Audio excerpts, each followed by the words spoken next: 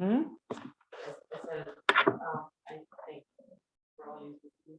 Okay, so everybody has a fine.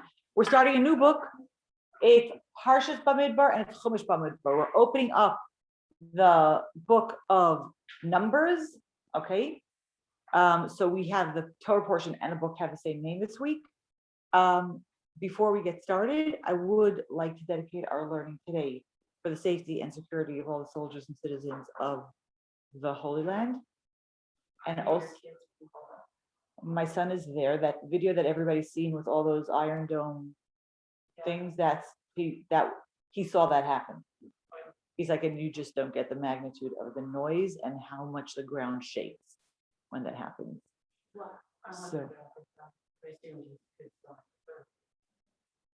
So he's doing his regular service. I do know people who were called up. My kids so far, thank God, are not. It's so interesting. Like, song is a side. Does not need to be recorded. 1 second.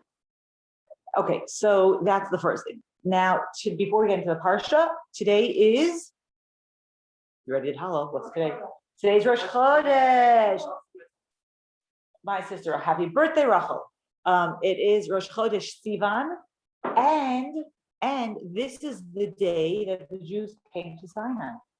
This is the day that the Jews, they came. This is like, the whole countdown to Shavuos. Today is the day that they got there. And when the Talmud counts like what instructions they got on what day, the whole conversation about Shavuos about, what day was the Torah given, what date was it given on, because everybody agrees it was given on Shabbos, whatever. But everybody agrees that the day they arrive at Sinai, which is today, Rosh Chodesh, they were given no instructions. And it says because they were exhausted. And the truth of the matter is, if you look at a map, they didn't really go very far. Like, it really is it's not a far distance that they went. Like, what are you so exhausted about? Like, what's the big deal? And we know that the Torah talks about this is the day Vayichan Shem Yisrael Neged Ahar, that the Jewish people camped opposite the mountain. And Rashi says, Ki ish echad b'lev echad, is one person with one heart. And Hasidus explains that the counting, and we've talked, I'm sure you've talked about this in Sphira in general, that the counting of Sphira isn't only 1, 2, 3, 4, 5, 6, but it's that working on your middos and working on the fine tuning of the fine tuning. What's the difference between kindness of severity versus severity of kindness, right? Because they all are it's nuanced language of emotion and character traits, which is an interesting thing, because it feels like a very modern concept. Like, character, but to understand the nuance, you think like, oh, once upon a time it was all just black and white. It really wasn't. And so what happens is that in the first counting, it was also an incredible spiritual journey. We know that they left Egypt. They're at 49th level of impurity. That means they're like at almost negative 49. They're going to come all the way up to positive 49. That means they're doing massive jumps every single day. And so the avodah, the work that they actually do on Rosh Chodesh, is to understand that place of unity. And unity comes from a place of self-nullification. When we can put ourselves to the side, then we can make space for the other. If I fill up all the space, there's no room for you.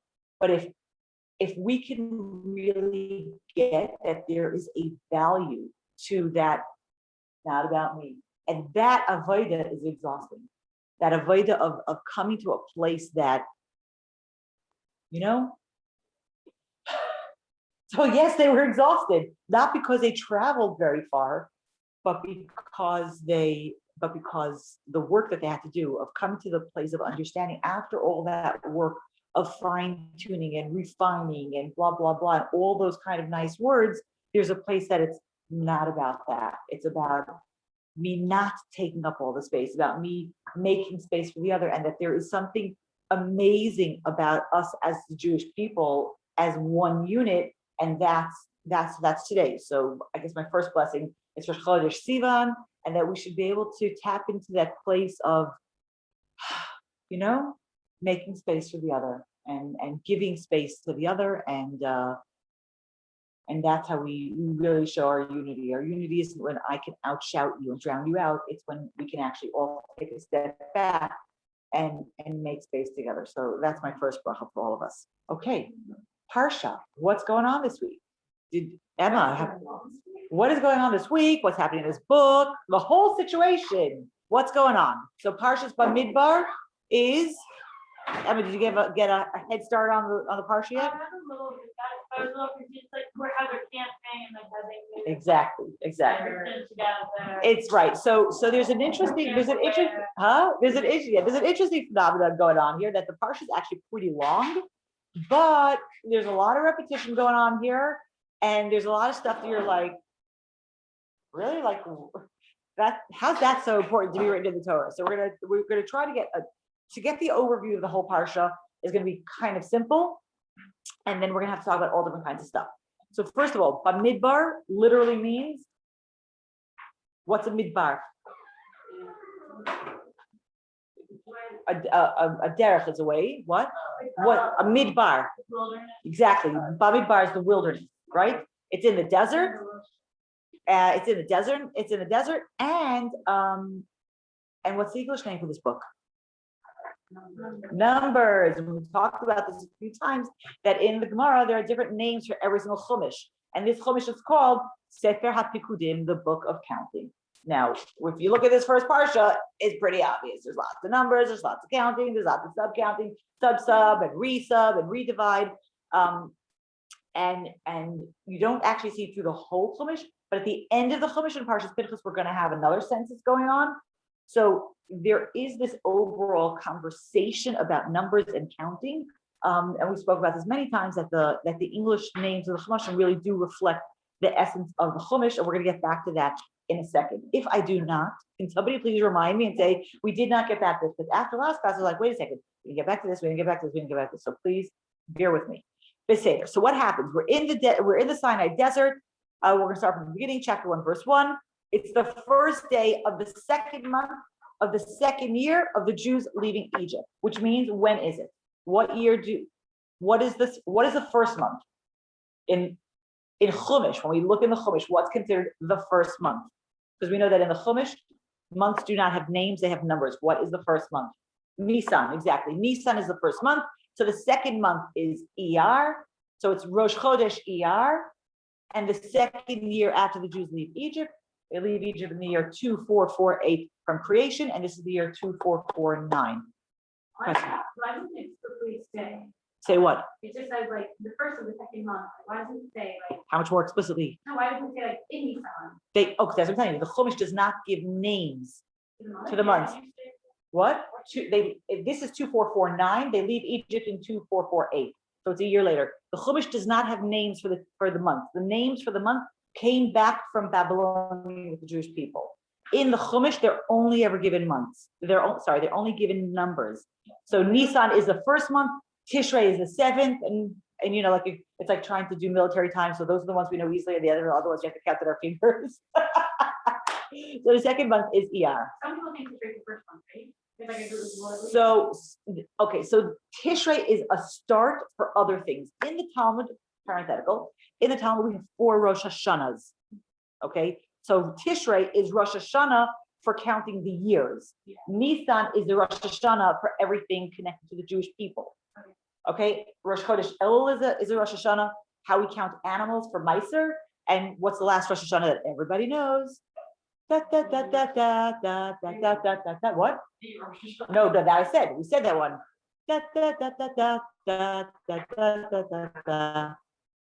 Tu b'Shvat higia, Chag la'Ilanot, right? The 15th of Shvat, which is the new year for the trees, right? We did know that one. If we would have thought about it a little bit longer, we don't think of it in terms of Rosh Hashanah, but it is in fact considered one of the 4 Rosh Hashanahs that we have. So yes, Rosh Hashanah, which is Tishrei, the first of Tishrei.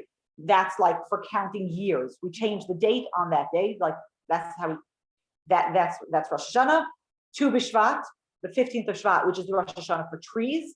Rosh Chodesh Elul, which is the new year for counting animals for Meiser. Like when animals born before the first of Elul count in last year's count, and after Elul they're born there. And Rosh Chodesh, and the first of Nisan is Rosh Hashanah for really for like first of all, the Torah counts it as the first month, and for Jewish things we're going to find it. So kings of Israel, Rosh Hashanah for them is Nisan, the beginning of Nisan. That means if a king became king, if a king became king in the month of Adar, which is the 12th month, and served for 1 month, biblically it's considered a year because it's going to change count on Nisan.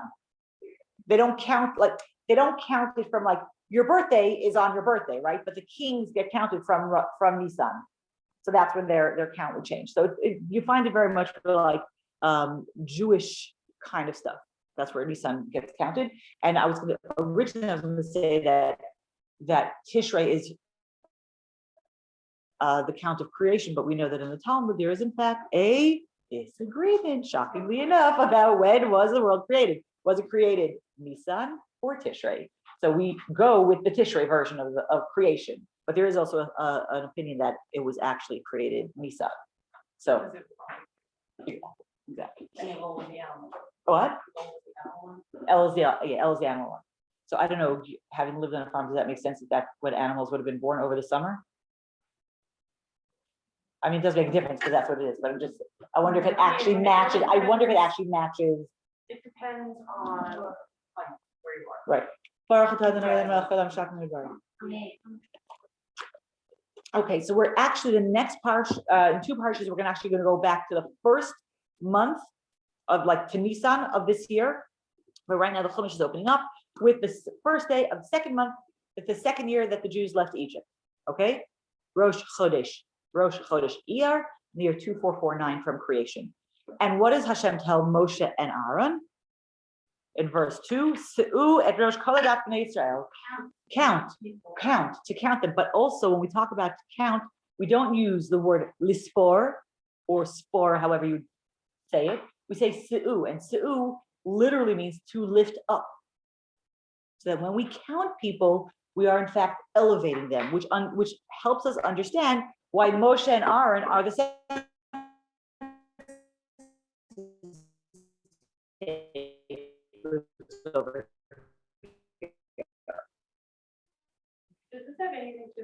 So that they're going to be counted. We don't count with them. It's that counting not directly, like the not 1, not 2, or whatever, has to do with the place of Ayin Hara, and we find it more from King David, that he once counted the people, and there was a great plague because he didn't count them.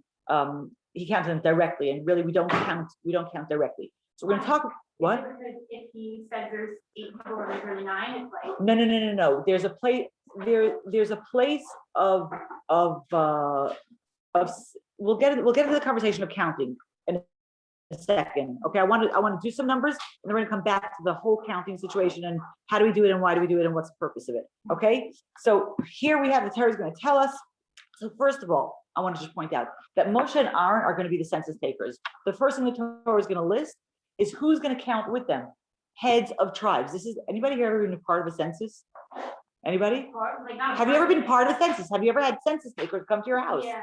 Okay, I've had it happen, and it's not Moshe and Aaron coming to collect the numbers of how many people live in your house, right? Okay, but it's not necessarily the. What do you mean, like, come around to help? You have to fill out. You have to in Israel's ones. They come around and help you fill out the forms, like whatever. I guess to make sure you actually do it. I don't know, but Moshe and Aaron and the heads of tribes are the ones who are counting the Jewish people because Se'u et Rosh, we need to uplift their heads. It's not just going to tell us how many are there. Yeah, we're going to know how many there are because that's going to be very important. But they're also going to be uplifting the people in the time that they do this. So the first aliyah is going to tell us all about the people who were the heads of tribes who end up going with Moshe and Aaron to count the people. Fun fact, when we end up sending spies into the land of Israel, the names are going to change. They're not sending the same people to go represent each tribe when they go in Parsha Shlach, when they go to check out the land of Israel, which is an interesting little fun fact. I don't know what it means, but I'm just telling you. No stupid questions. Like all of like Reuben and Yehuda, all of them are like Yosef, they're all dead. Years ago. Years. Now we already have tribes. That means we in the beginning of the beginning of Shemos, the beginning of the book of Exodus starts off by Yamas Yosef, you know, that Joseph and his brothers all passed away, and then we have a new king and blah blah blah. So the whole the hardship in Egypt doesn't start until the last of the tribes pass away. I mean, they're in exile, but the slavery doesn't start until Levi, till the last of the sons pass away. So Levi is the son who lived the longest. Yeah. And so then you find Miriam is born at the height of the terrible part of the exile.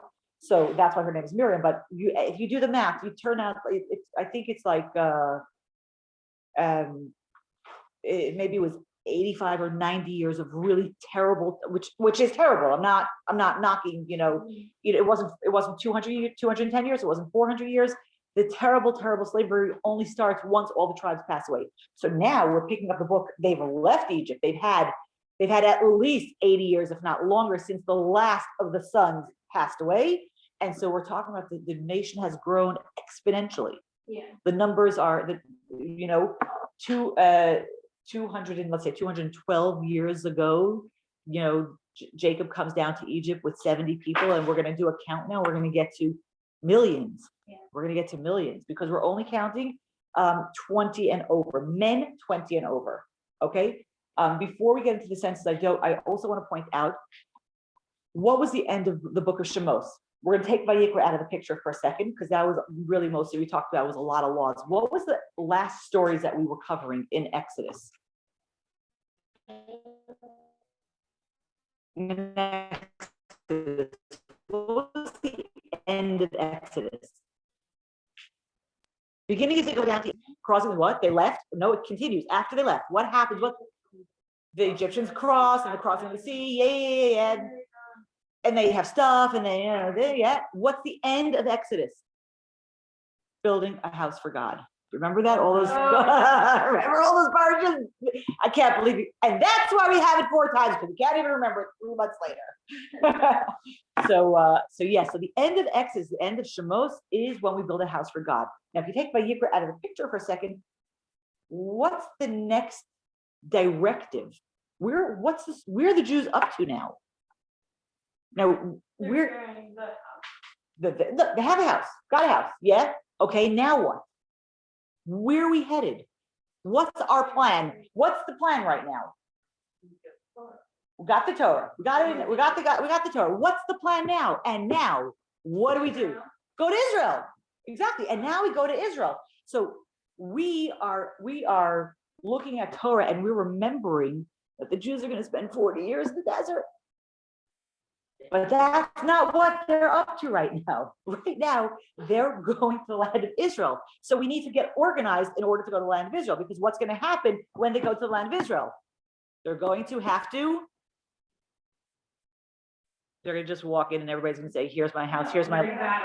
They're going to have, well, the truth of the matter is there are opinions that say that the Jews should have been able to just walk in and have it, but on the natural playing field, they were going to have to go fight for the land of Israel. So what's the first thing we need to know? How many fighters do we have? And so that's what the first census, we're going to, in the most basic level, that's what we're going to start doing. Who are the people who could fight for us as we're going to the land of Israel? So we're going to start counting. That's why they count men. This is why they're counting men 20 and over. Now there's a whole conversation in the commentaries. What was the cutoff age for the count for the men? Oh, yeah. Because he counted too young. Yeah. He counted them from too young. Down to 13. Exactly. So King David started counting from 13. But here the question is, the Torah only says 20 and over. A lot of the commentaries talk about the idea that the count was from the people between the ages of 20 and 60. Okay, because if you're talking warriors, it has to be a time where somebody taps out. Like your reserve time has to end at some point, right? So 20 to 60, but the Torah doesn't actually say that. So it's a little bit unclear what is the top end of the count. We know the bottom end of the count is 20-year-old males. We don't really have the top end of the count. The other thing that's going to be very interesting, if you look in verse 18, we're going to count all the people. We're going to look at their genealogy, lebet avotam. We are counting people according to their families. It's going to be not just, we've had counts of the Jewish people. We know when the Jews leave Egypt, the Torah tells us they left 600,000 strong. Hashem gave us a number. Here's the number. Now, as we're starting to look towards Israel, there's going to be another way of looking at the people. Not just we, the Jewish people, but we family and tribe units. And then we're going to also have sub units, which we're going to get to in a second, of how do we look at the Jewish people. I think it's very important and very, very fascinating, and all kinds of those nice words that, we're right before Shavuos. Shocking news. Next week is Shavuos, right? And how do we get Torah? It's coming in that unit of family. Bamidbar is always read before Shavuos. So, we're coming there, and it's not just me by myself. I'm going to come accept Torah, but I'm part of those things.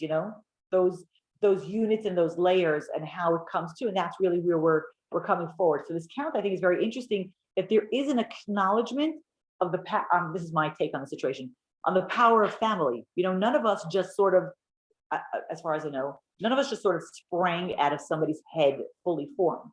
Like, that's just not how we were created. We had parents, we had an upbringing, we, like, all those things are all part of what make us who we are. And that's how we come to Torah. We come to Torah with our whole package, not just like, this is me from yesterday, this is me from last year, this is the new. No, I am a sum total of my whole, whatever my years are, like I have an accumulation of time and learning and experience, and that's how I'm going to come to Torah. So we're going to start counting the Jewish people, and like I said, it's very interesting that we're going to count them families and tribes, a family to a tribe. So we don't have the count per family here. But they are counted by family, and the family is part of the tribe. So we're gonna get the numbers of the tribe. I hope you're okay if we don't actually go through all the numbers. It's definitely something, it does. But it's interesting that the Torah gives so many psukim to give. It says, let's look at how do you count one, right? Let's go to Shani, chapter 1, verse 20. Emma, tell us how we counted. Read it. 2 verses. These are the sons of Reuben, first one of Israel, their offspring according to their families, according to their father's household, by number of the names according to their heads count, every male from 20 years of age and up, every who goes out to the gens, their count, which are Reuben 46,500. And it's going to repeat that for every single tribe. It's going to repeat. It's going to give us that. For sure, there's a reason. I understand. That's one of the things that we're going to try to figure out. We're going to try to figure out what's the reason. But it's very interesting that Torah is going to give that much attention to every single tribe. And then what's going to get more interesting? Okay, I'm going to say 2 interesting things. First of all, there is not an odd number in the group.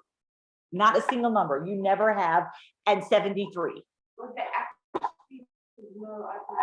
So there's a debate in the sages if it's rounded up or if there actually was no extra number. Right, but the thing is, when you're talking about God, there's no such thing as impossible. And I can't believe that Torah would say this is the number when it's really just an approximate number. It's a little higher, it's a little lower. Torah doesn't work like that. We work like that. How much does it cost? Do we say $29.98 or do we say 30? You know what I mean? Like, Torah doesn't work like that. So if Torah is telling us these are the numbers, the way we look at Torah, we're going to say that was the number. If it wasn't, then it would say it was approximately at some place in the Torah. It would have said, but it was approximately, rounded up, rounded down. And when we're going to talk about the power of counting, we're going to underscore why it has to be an exact number. Because we don't just drop off. Like, when you round off, somebody's getting dropped off. Either, upward, either somebody's missing or somebody's dropped off. So that doesn't actually work well when we talk about the power of counting and what it does to an individual. But it is very interesting that, and understand that this perfect number didn't happen in the year. It's going over generations. People got married and had children, and it all ended up being a perfect number over here. Okay, so that's the first thing that we're going to have. The next thing, one other thing I want to point out, when we count over here, you'll notice that we have in chapter 32 that Yosef's tribe is going to get split. Yosef is going to be split into Ephraim and Manasseh. Exactly. Now, in Judaism, we always have the perfect number 12, right? It goes, the reason we have 12 months is because the world stands on 12 axes, and it's because there are 12 tribes. So the 12 is, I don't know exactly what that means Kabbalistically, so not that much of a Kabbalist, but it definitely has. So what we're going to have next is that we always need to have 12, and we don't have the tribe of Levi. When the tribe of Levi is out, Yosef gets split to Ephraim and Manasseh. So we had all the count of everybody, shkoyach. Levi does not get counted here, okay? Levi does not get counted because they are not fighters. They do not go out to war. And also Rashi brings over here that, which is so interesting in a conversation of knowledge, God's knowledge and free will. But it Rashi says here, and of course I should actually have the Rashi in front of me. You're right here. In verse 49, it says that the tribe of Levi was not, don't count their head and don't amongst the Jewish people. So first of all, Rashi gives two reasons. First of all, he says it's appropriate that the legions of the king, right, tribe of Levi works for God. They should be counted separately. Davar acher, and another thing that Hashem saw, sorry about that. Hashem saw that in the future there was going to be a decree on all these people who were counted, and they were going to die in the desert. And Hashem didn't want to count Levi in that. Okay? And so he says that that this tribe of Levi is not part of that. They're mine, and therefore they get counted separately. Okay? Which again, I'm not getting into the whole conversation. How does that work with free will and predestination? But there you have it. Okay? And then it tells us that the Leviim, the tribe of Levi, gets to, they're going to work for God. And their job is now in the desert is going to be to take down the Mishkan and to put it together. Now, we know that this is going to happen for a very long time, right? It's going to go on for 40 years. They don't know that. But even so, even for the organization from now, getting into the land of Israel, this is going to have to happen. They're going to have to know what to do. And remember that when the Jews are going to get into the land of Israel in 40 years, the Mishkan is still going to stay standing for almost 400 years. It's going to move around a little bit, but they're not building the actual temple right away. So we do have, okay, now it says over here in verse 53 that the Leviim camped around the Mishkan. Okay, here's our Mishkan. It lies on a west-east axis, and the Leviim are going to be around it. Okay, later on we're going to actually hear where they are, but here we're going to have the tribe of Levi. Here we're going to have Moshe and Aaron, and their children are going to be on this side because only three. The tribe of Levi is divided into 3 families, so they're going to be on those 3 sides. Okay, and now we're going to have into chapter 2 talks about this whole situation of flags. That every person is going to camp under their flag, and what we're going to have here, if you want to talk about fascination with the numbers, is we're now going to go through every single tribe, and we're going to say who camps where, and who camps with them, and it's going to give us the numbers of the tribe and the total. Now I tell you, math is really, it's not a strong subject. But these are basic numbers. They might be big. There's 5 numbers, there's 6 numbers, but they're not complicated algebra formulas. Like all of us could actually do the math ourselves. So we're going to have to go back this. But before you, so here's how the Jews are going to count. This is the Mishkan. This is the tabernacle over here. Okay. Every camp was what's called a mil away from each other. A mil is a biblical measurement of thing. It's probably closer to a kilometer than to a mile, but I don't know if that's the exact how much it is. But what the sages tell us that it's, you know what Tchum Shabbos is? How far we're allowed to walk on Shabbos. If you're going out of the city, you can only walk a certain amount before it becomes considered overexerting yourself and you're not allowed to walk that far on Shabbos. Yeah, sounds a little bit familiar?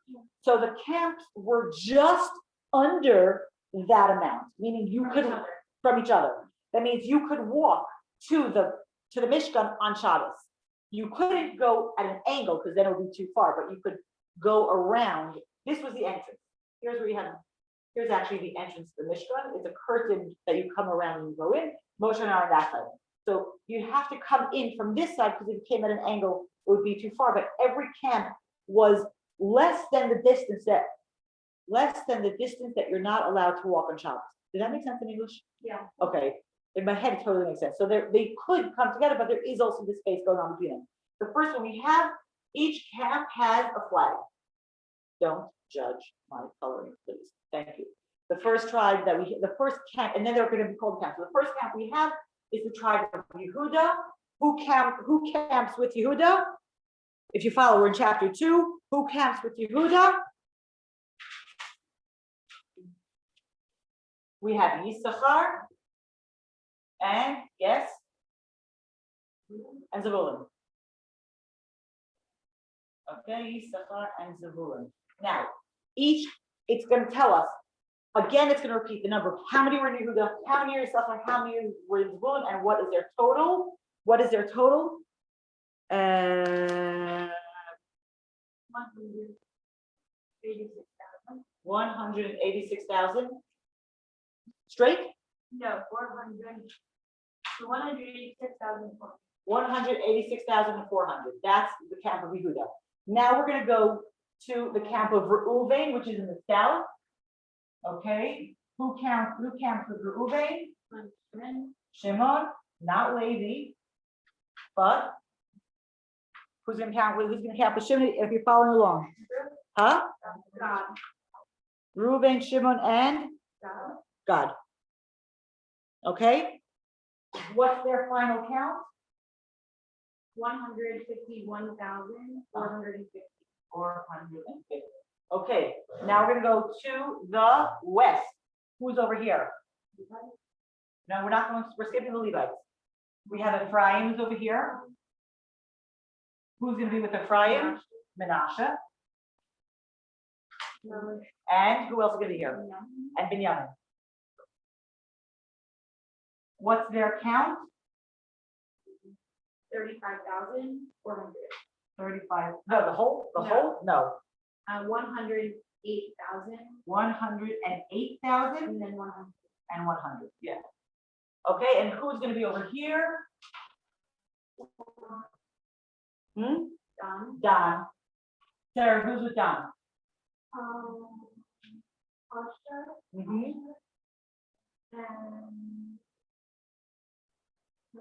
And Naphtali.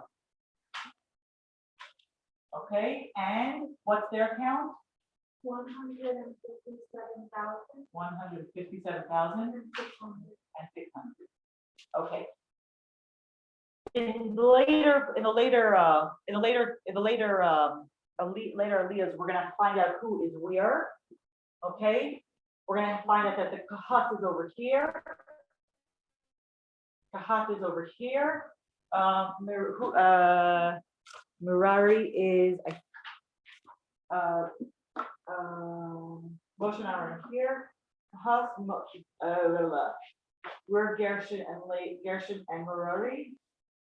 Let me see if it's gonna be. It might be the next. I'll give you a second. 1 second. Merari is over here. And Gershon is here. Yes, what's the question? It just why is it Dan's hand with Asher and Naphtali? Why isn't it these three? Why are they grouped like this? Right. So that's gonna be one of the questions. The other question is gonna be there's a whole conversation in the stages about the flags. Was there one flag for each camp, or was there one flag for each side, and each tribe had their own sub flag? Yeah, sub community, sub. Right. So there's all the opinions are given. There's an opinion that there were only 4 flags. There was an opinion that there were 12 flags. There's an opinion that there were the 12 plus the 4, which would make it 16 flags. Okay, all those opinions. Now, on a practical level, I want to say that it makes sense. The camp of the Jewish people, end to end, is 12 miles long. Okay, if you're a little kid and you can't find your mother or your family, but you know what color your flag is, you can find your way home. And it tells us, the sages tell us, that everybody's flag was the color of their stone on the breastplate. So there's stuff going on over here. Okay, there's definitely stuff going on there. I don't know what the answer to the question is, how many flags were there, because difference of opinion, shockingly enough, in Jewish thought, we disagree about things. I can't believe it.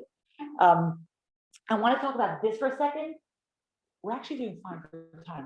I grabbed some extra time. So I want to talk. Comes are we gonna understand like all these things where there's like, oh, he believes this and he believes that and she believes this. Like when we comes and this is it. It was never like that.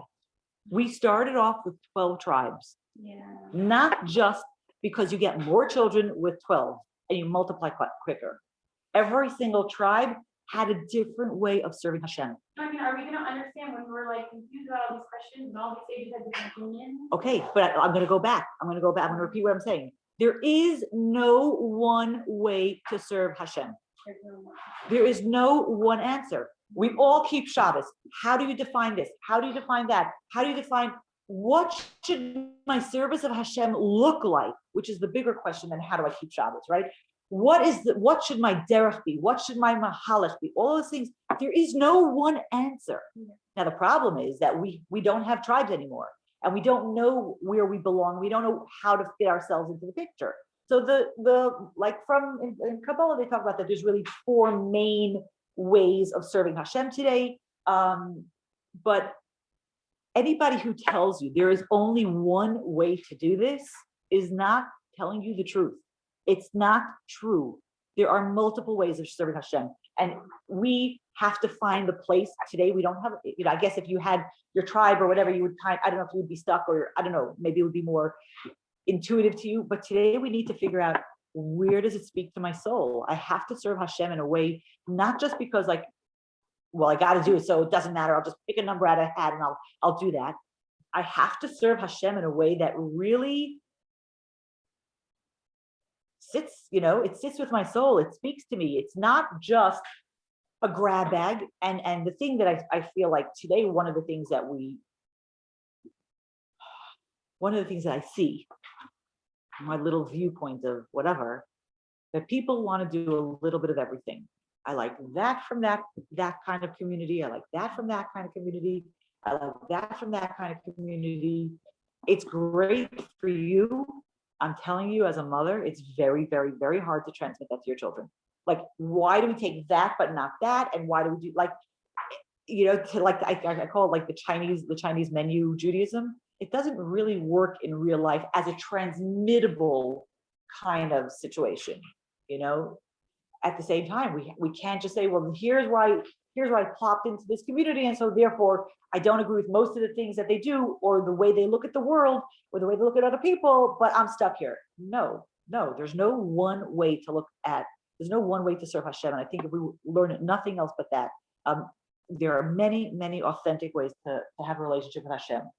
And I think that we need to really make sure that our relationship with Hashem is real and is authentic and also speaks to our soul. Now, the question of connection,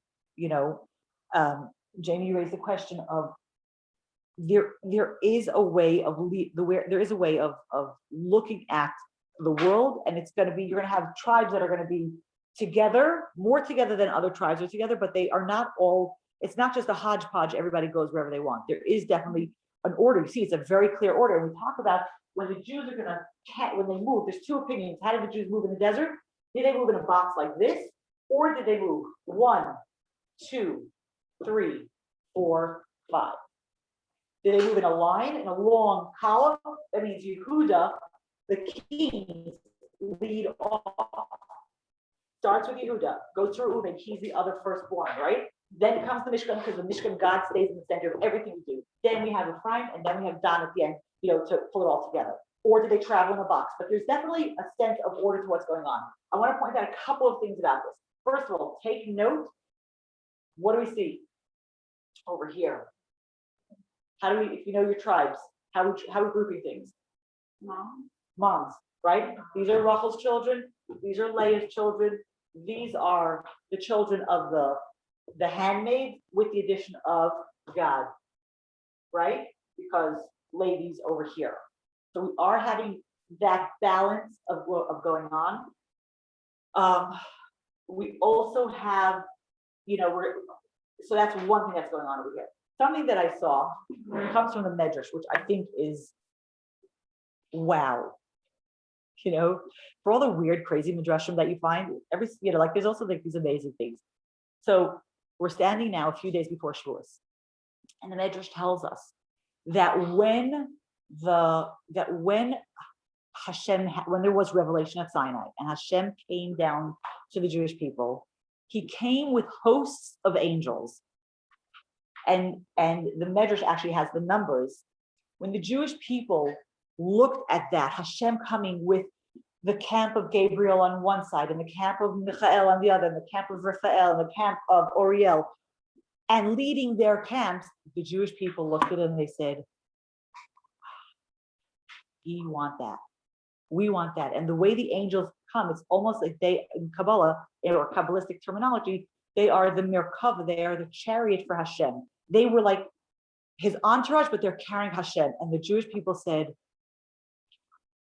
could we?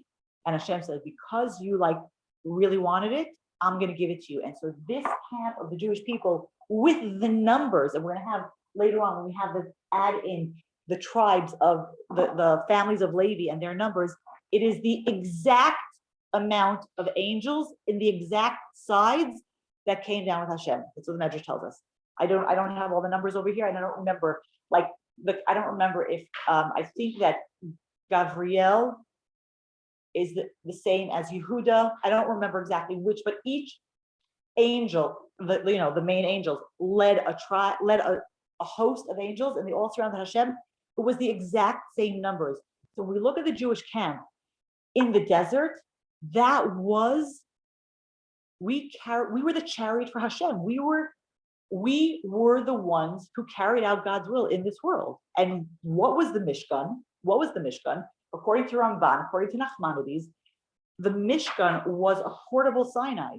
Sinai was a once in a lifetime, not even once in a lifetime, once in a forever kind of experience. It was never going to be repeated. It's never going to be repeated again, that whole revelation of Sinai. But the place of the Mishkan, Nachmanides says, is a place of portable Sinai, of portable revelation. And we act as the carriers for Hashem in that place of making the world a home for Hashem. Wow. How, to me, that was mind blowing. I don't know. To me, that was and as we're coming to Shavuos, this is where we are. We're standing in this place. We all are part of this camp. We all are part of being the ones to actually, what's a chariot? Chariot does what the rider wants, right? It just goes where the rider wants. And there is a place that I want to give us all such a deep bracha. Can we let ourselves be a chariot? Can we let ourselves hear what Hashem wants of us and say, yeah, I'll do it. I'll do it. I may not understand it totally. I may not, whatever, but if that's what you want, then I'm in. Now I'm not making a plug at all for turning off your brains. So please don't take that. Of course, we need to learn and pay attention, and not every single thing that comes whispering in our ears is God's voice. For that, we have good medication if you're in Jerusalem and you hear God's voice. But it's a real syndrome. Jerusalem syndrome is it's a real recognized syndrome. That people come to Jerusalem and they think they're the Messiah. Yes, it's a real syndrome. The cure is take them out of Jerusalem. But really, today we don't live in an age of prophecy. We don't really hear God speaking in our head, but we do hear it resonating in our heart. And when we're quiet, and when we can diffuse the noise a little bit and the balagan that we are inundated with on a regular basis, we're open to hearing what Hashem has to say to us. And then we can say, oh man, this is really uncomfortable, but I'm going to do it. When we want to say that we don't really know, sometimes we really don't know. And sometimes it's just a matter of quieting the balagan and detaching, this is Rivka Marga Gestetner, detaching from our phones and detaching from our social media and listening and hearing where am I supposed to be? What am I supposed to be doing now? And then being brave enough to say, yeah, God, I'm there. And so that's really my biggest bracha to all of us, that we should be open to hearing it, and we should be open to acting on what we actually hear. So that's my 2 cents on the camp of the Jewish people. The next thing that we're going to have is, next thing that we have here is we're going to do another. Now we're going to count the Levites. The Levites get counted from 1 month up, and then we're going to have a double count of the firstborn Israelites and the firstborn Levites. Okay, has anybody ever been to a ceremony called a Pidyon Haben, a redemption of the firstborn? Okay, redemption. What happened was, in plan A of the story, the firstborns of every family were supposed to work in the temple or the tabernacle, and then came the golden calf, and that kind of. So the Levites are the replacements for the firstborn. Now, what happened in the desert was a one-time deal where each firstborn and each Levite had to switch themselves out. That means, come Sarah, come. Sarah is a Levite. I am firstborn. I'm supposed to work in the temple, but now Sarah is going to. How can I switch you out over a table? Come on. And now Sarah is going to work in the house of God, and I'm going to go back inside and use my mom. It was a one-shot deal. So what happened is we need to first find out how many Levites are also firstborn, because then you put on your firstborn hat, put it on your Levite hat, and you're out. You go back. Okay, you're switched out. If you're Levite, and all the firstborn have to be switched out. So the firstborn Levites switch themselves out. And the first time around, it was a 1-to-1 switch. It was not today, one Kohen could do he can redeem many firstborns. But in the first count, it was a 1-to-1 switch. So the first thing we do is we need to find out. It was not exact. It was not exact. There were 237 firstborn Levites, and there were 22,000 firstborn Israelites. So anybody, yeah, I think my numbers are off actually. I think there were 22. Yeah, I think those are the numbers, but we can double check in a second. So what happened was, anybody who had a Levite to switch them out could switch out. Any firstborn that had an Israelite any Israelite that had a Levite to switch them out could do an exchange. Anybody that didn't, and we didn't because we had 237 firstborn Levites who switched themselves out, they had to pay 5 shekels. And guess what? Moshe and Hashem says to Moshe, make I don't know how they would have done it because they didn't have paper, right? Make some kind of lottery system, and everybody has to pick out how they're going to be exchanged. That's the real word, not switched out. Because or else everybody say, oh, I was exchanged with a Levite. I don't have to pay. So everybody picked, and on 237 of those, whatever, slips of papyrus, stones, I have no idea what they did. It said to pay money, and the rest were switched out with a Levite. And so now the Levites are officially in charge of working for the house of God. So that's the next thing that's going to take up. And again, we're going to have the numbers and the numbers and the numbers. The last thing that we're going to have in our Parsha is, okay, this is going on over here. In the 7th Aliyah, we're going to have another count of the children of Kahas, which is one of the families of Levi, and they are going to be given the job that they have in transporting the Mishkan. Okay? Anybody know, without looking, what was Kahas's job in transporting the Mishkan? And if not, go look. It's chapter 4. The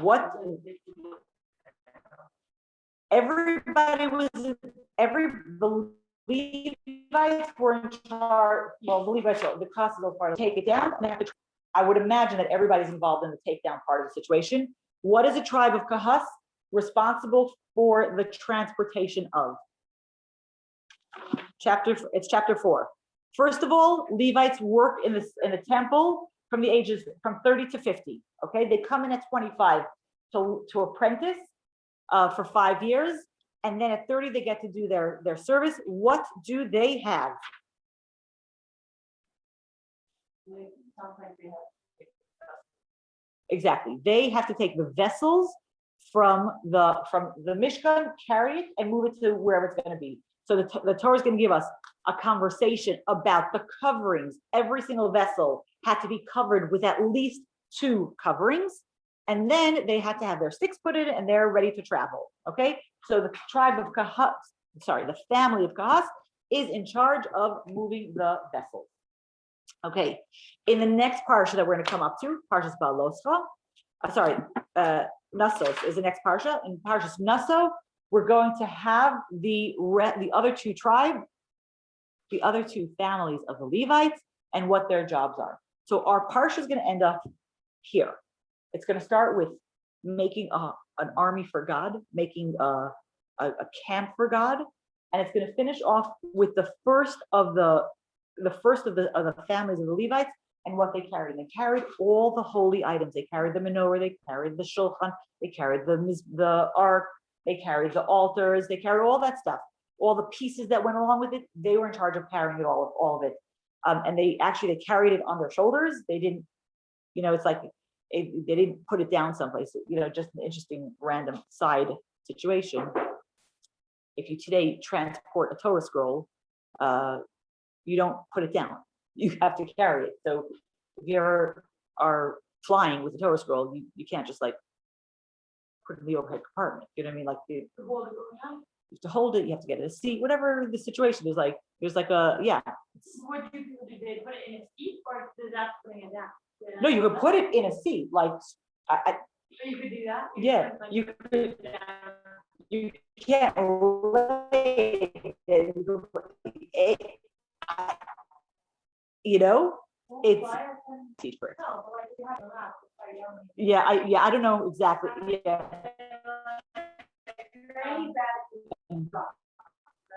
Dropping Torah scrolls, not considered good. It's a big deal. It's a big deal. A Torah scroll dropping. It's a big deal. Exactly. So you have to be really careful with the Torah scroll. Okay, so here's where we are now. What happens if you drop it? You have everybody who was there when it fell has to fast for 40 days. Everybody who was there when it happens. No, not just the person that. So it's interesting. For how long? 40 days. So 40 days. So you don't have to do 40 consecutive days. And you could push it off. So like in the show that my parents daven, the Torah scroll fell, and they were like they did some like winter days, so you have a shorter day to fast. Whatever. It's yeah. It's you have to all be fasting in time, or can they person do their own? I don't know. It's not insane. No, let's use another word. That's like really hard. That's very hard, and it's That's also not bad. right. We actually know it fell out in my parents. It actually just fell out of it. I think that we live in an age where we just want to say, oh, there are really no consequences for anything. And I think that when you have such a consequence for something that you're like, okay, well, quickly, but like, it makes you understand the severity and the beauty and the importance of the Torah scroll. It just, it puts it all into perspective a little bit. So one thing that we didn't talk about over here, I got an overview of the Parsha. Yay, we know what's happening in Parsha. One thing that we didn't really talk about is this whole idea of counting at all. What are we dealing with counting? Why are we counting? What's this fixation with numbers? What's going on over here? And so there's a couple of things. First of all, in halacha, there is something that we know, a concept called batal b'shishim, nullified in 60. When do we ever have that? When do we use that? Kosher, for kosher. They always use the example of 1 drop of milk falls into a pot of, right? Like, can't they ever come with another example? That's always the example, by the way, right? That's always the example. They have the same example all the time. So the first thing we know is that in halacha, certain things can be nullified in larger numbers. We have a concept of 1 in 60. We have a concept of 1 in 100. And Hashem looked at the Jewish people and he's like, wait a second. This nation is going to go out in the big wide world. And how do we make sure that they don't just get nullified with everything around them? Because the world will say, we're bigger, we're 100 times bigger than you, let's say, they're probably much more than 100 times bigger than us, but you should just do things our way. And now, so in halacha, there's another principle that says, the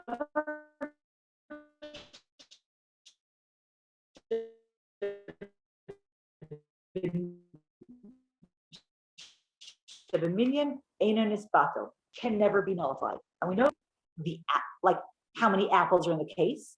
You buy a case of apples, you buy a dozen eggs. You don't buy eggs by weight. You don't say, I'll buy 5 pounds of eggs. You buy them by piece. You buy diamonds. Every single one has its own, not just its own piece thing, but its own very, very specific value. So what Hashem is doing by counting us is he's ensuring that we become something of value that's counted in such a deep way that the world could come to us and say, you should really be like us. You know, we've had this happen many times in our history. You should be like us. You should give up your old ways. You should give up your things that make you stand out as Jewish people, and you should just do things our way. You know, that's also known as assimilation.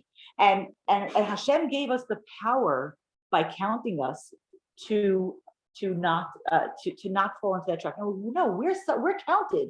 We're not just like some random, you could just nullify us 1 in 100, 1 in 60, 1 in whatever. We are never nullified. We are something that is counted, and we are never ever nullified.